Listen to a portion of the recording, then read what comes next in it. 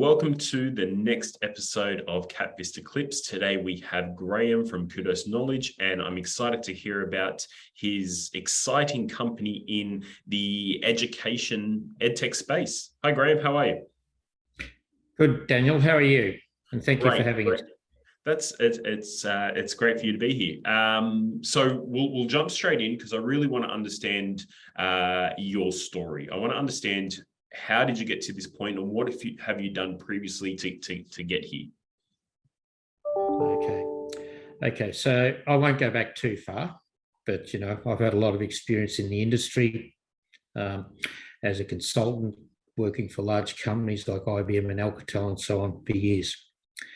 So what actually happened is that when we started Kudos a number of years ago now, we were looking at the biggest problem with search engines. What was happening is that if you look at the search engines, and if we take Google, for example, what actually happens, if you Google Apple, you're just overwhelmed with number of responses, many thousands. It can be Apple, the Apple, it could be Orange, it could be Apple, the computer, and so on. So you have to farm through all these physically. That is actually called, in a number of phrases, but it's called a one-dimensional search.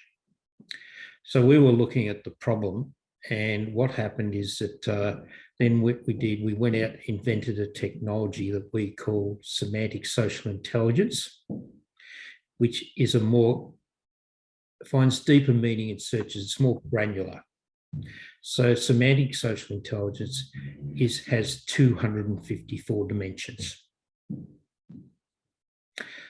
Simple thing, wasn't that simple to develop, of course.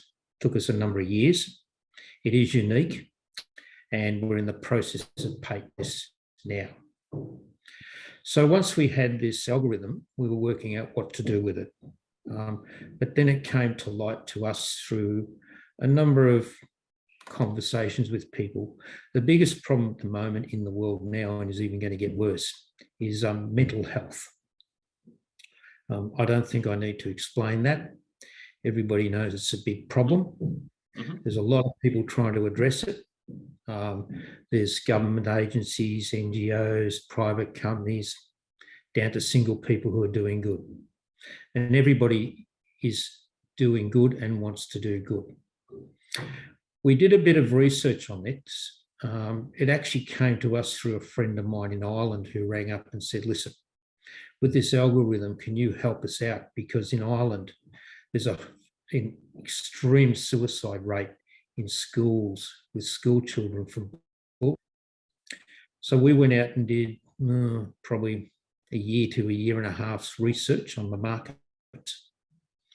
And what we found is that all the programs that addressed mental health or social and emotional issues, which there's many, bullying's one, sexual harassment, grooming, self-harm, gambling, it goes, sleep deprivation, it goes on and on.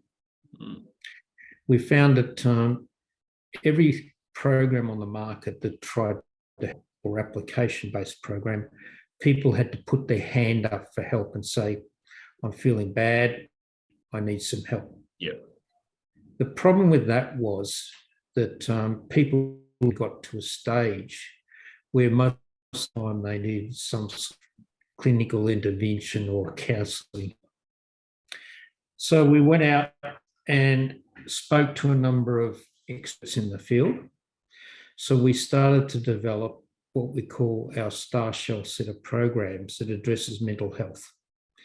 The big difference between ours, and it's really the Star Shell programs are the first of a new generation of programs that actually recognise people having these problems at an early stage before they know it themselves, which is a big differentiator.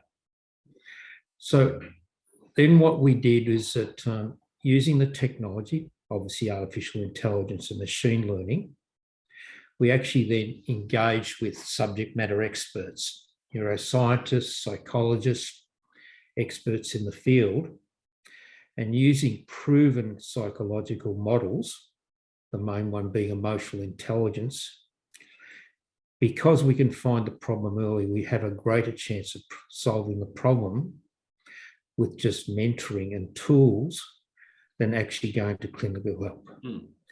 If you look at the research, everybody suffers from stress and anxiety. Typically, and this is the numbers pre-COVID, so they're probably a little bit worse, 50% of the people can get over the problem themselves. They just work through it. Then of the other 50%, approximately 20% of that 50% get over the problem by having a talk to a friend or a mate. You know, a guy might go down the pub and he's saying, I'm having a problem with my daughter, and his mate says, have you tried this and it works? What happens with clinical studies, as I mentioned, we're using proven psychological models, that 20% resolution, we can move up to 80% resolution with mentoring and tools before having to go to clinical intervention. So that's the basis of our program. It's unique. It's been recognised by everybody we talk to as being unique. The main area, though, is it is actually as much technology-based. It's technology-based, but it depends on the clinical content. Now, for example, you can't give the same information to a 12-year-old girl as a 50-year-old corporate employee. So what we've done, we have different versions of Starship. We've developed a program for children and youth, which is typically kids between 10 and 18. We've developed a program for the disabled community. We've developed a program for professional sports people. We've just completed a program for corporate employees. We're just in conversation with a number of military and police organisations around the world to develop a version for them. We're developing a program for frontline workers. So each time a new version raises, we go out and work with a partner who have expertise in that field to provide us with the content. Who can set the data points for your machine learning and your artificial intelligence. Perfect. So you can effectively expand this to, you know, every vertical. The software and the algorithm has been developed to expand this to every vertical. So it moves out of the ed tech space that you're focusing on at the moment, and it can move into a wellness, mental health approach globally. Correct. Now, I've had a number of advances to do this. As I said, the technology across all the versions that we have is the same. Now, it's been recognised, for example, another version that we've developed is for First Nations people. So that's to provide our program to every Aboriginal children and youth in Australia free of charge. The model for that is that we have corporate support to back that. That's quite interesting. Now, our first the foundation sponsor for that is Oracle, the large IT company. Now, it's very rare that they're providing sponsorship for this sort of area. Now, what would happen is it took us 18 months to close that deal because it had to go backwards and forwards to the US numerous times. But they not only want to do the program for social good, which is under their corporate social responsibility, they see it as a way of getting to know people for future employment. To work with their RAP. The other partnership that we're very excited about is our partnership with IBM. Now, everybody says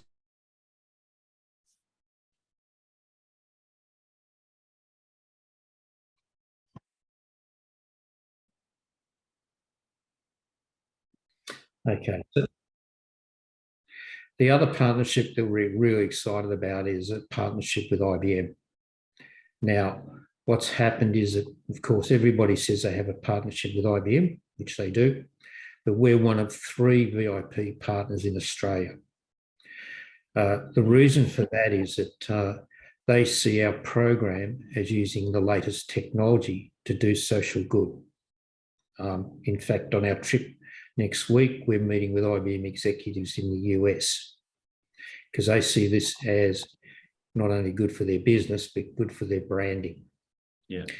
We will then be only the 2nd Australian organisation to be installed in their price book to be sold by the IBM sales force around the world. Interesting. So that actually helps us in a number of ways. We've also signed an agreement with Christian Schools International. So that's 6 million kids over 70 countries. Our business model is indirect, so we have partners around the world who deliver for us. So we will then be taking our Christian schools business with IBM and using their sales force in the multiple countries that we can't get to. Yeah. So provide us with a sales force. The good thing about being, in brackets, a VIP partner is that we get access to their research labs. Wow. So we're about to go on a project to implement biometrics into stress recognition, and we're getting access to work with IBM on that. We also work with universities on research. We work with Manchester University in the UK. We're about to doing research with Sydney University in Australia. So research will keep our program at the forefront of stress recognition. So we'll have less false positives with stress. So it's interesting. I don't know if I mentioned, but we're actually talking to a couple of military and police organisations around the world. For example, one in South America is 400,000 people. We've partnered with our partner in the UK there, who actually used to be the head of that organisation, used to be the 2nd top cop in England. Wow. Using our partners' expertise to actually give us the content for these programs. Yeah, I mean, you can build that model for, other militaries across the globe. Yep. Okay. So tell me about the team behind this company, because it is a very exciting company, considering the mental health impacts, globally. The corporate sector, the educational sector, government sector are all looking at ways to address this. So I think where you are is in a prime position to capitalize on that. But, the question comes is the caliber of the team. Are you the right people to scale it? Now, you've got a very exciting background, but who are the other people behind this opportunity? Okay, so probably a typical. We've moved from startup to what I call early stage now. We've been very reflective on the employee rate. Mm-hmm. We've had a lot of employees involved, which I'd call seasonal people, who have actually mainly joined the organisation to do social good. Yep. And believe as we work, the money will come. A good example is my right-hand man, David Sykes, been in the industry for many years. Mm-hmm. He was sales and marketing director of Semantic for Asia Pac. Yeah. Our man in the US, Fred Brown, used to run digital media for Chicago Public Schools. So our marketing lady, Amanda, she's had a lot of experience in the marketing area. We use our partners' expertise a lot. For example, if we go back to the First Nations program, we're formally releasing this first week in November. And Oracle, we're using the Oracle marketing team to do the launch. Yeah. We've built a very credible team. For example, with our First Nations program, our patron, Marie Bashir, is the next New South Wales Governor General. We have an advisor in America who used to run Chicago Public Schools, is now running Mayor of Chicago. So we've gone for quality rather than numbers. That's incredible. So it's a well-experienced team, and it opens up the doors to so many new markets for you. Well, what we're doing, our program is only sold to large organisations and associations. It's a customised program for each client, and essentially, with the people we've got, we're getting the business through the networks. Yeah. For example, we're just about to, apart from Christian schools, which is an enormous deal, we're now talking to Clark County School District in Nevada, which we're meeting next week. That's 320,000 students. Yeah. So it's not a program that although it's the user interface, which we call our personal companion, is phone-based. It's not an app you buy off the internet. It's interesting because the user interface, we've recognised that we need people to use the program. So it's not just a thing that says, we're checking your mental health to see if you're mad. We have a number of areas to actually incent people to use it. We have gamification, which is built by people who are experts in building games to induce positive social change. We have information and competitions. We have tools that induce better behaviour, like yoga, exercises. Our neuroscientists build a program so that when we recognise a problem, we can monitor people's behavioural change. We have competitions. We have ambassadors. For example, one of our ambassadors has just been named the top seafood chef in Australia. Wow. Oracle are going to run hackathons. So what we'll do is ask people this is interesting because people do the hackathons, the people who win, Oracle will be giving them prizes from things like go to the Grand Prix, which they sponsor, to actually doing work experience internships for them to understand and recognise people to employ in a couple of years. Yeah. So it's a holistic program. Yes. And this is why we've had so much success around the world to date, that, it's because it's different and people recognise it. Yeah. So if I'm understanding this solution correctly, it is a mobile application, and the engine behind it is AI and machine learning, which can be buzzwords, but what your algorithm is actually doing is understanding the mental health of the user and providing education and notification to employers to assess what their students, their employees are going through to pick up any problems before they happen and help their workforce, their student force, manage and overcome these issues that could arise. Correct. And in fact, recognise them and help overcome them before they become a problem. Yeah. Okay. That's a big problem. Yeah.